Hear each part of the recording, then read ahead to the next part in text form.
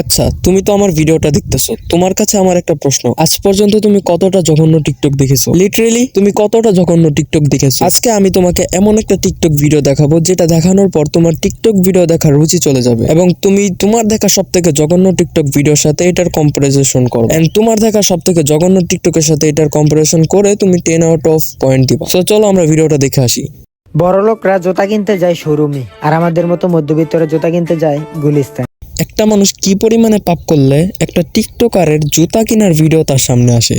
তো দুই এক দিনের ভিতরে আমি একটা ট্যুর দিতেছি, ছোটখাটো ট্যুর।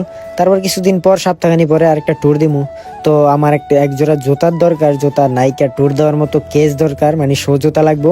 তো এমনিতে সডি মডি এলাকায় থাকলে যেগুলো পরি ওইগুলো পড়তেছি, কিন্তু ট্যুর দিতে গেলে তো একটু শো ওই একটা ট্যুর দিব, এখন তার নাকি ট্যুর দিতে একটা জুতার প্রয়োজন, এটা একজন মানুষের লাগতেই পারে, কিন্তু ওই জুতা কিনতে গিয়েও সে একটা ব্লগ বানাই ফেলছে। এখন তোমরা আমারে বলো, একজন সাধারণ মানুষের মাথায় কি পরিমাণে গোবর থাকলে একটা জুতা নিয়ে ব্লগ বানাই ফেলতে পারে?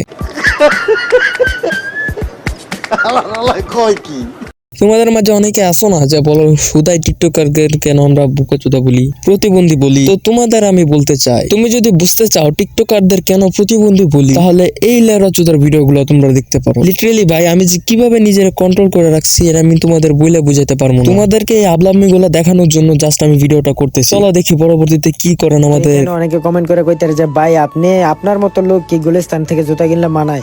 আসলে গুলিস্তানে এমন এমন জুতা ওঠে যেটা আপনি শোরুমে গেলে পাইবেন, যে কোনো শোরুমে যাবেন ওটা গুলিস্তানে পাইবেন, কারণ গুলিস্তানের মালগুলো তো শোরুমে সাপ্লাই হইতেছে বেশিরভাগ। কি কি কি কইতে যে ভাই আপনি আপনার মতো লোক কি গুলিস্তান থেকে জুতা কিনলে মানায়? আসলে গুলিস্তানে এমন এমন জুতা ওঠে যেটা আপনি শোরুমে গেলে পাইবেন, যে কোনো শোরুমে যাবেন ওটা গুলিস্তানে পাইবেন, কারণ গুলিস্তানের মালগুলো তো শোরুমে সাপ্লাই হইতেছে বেশিরভাগ। গাইস, তোমরা কথাটা বুঝো, এমন একটা জায়গা থেকে জুতা কিনতেছে যেখান থেকে নাকি 5 স্টার জুতা লেনদেন করা হয়। তো চলো আমরা দেখি কাঙ্ক্ষিত ভিআইপি শোরুম। আমি কয়েকটা সাদা বুধাই এটা দি ফুটপাথ।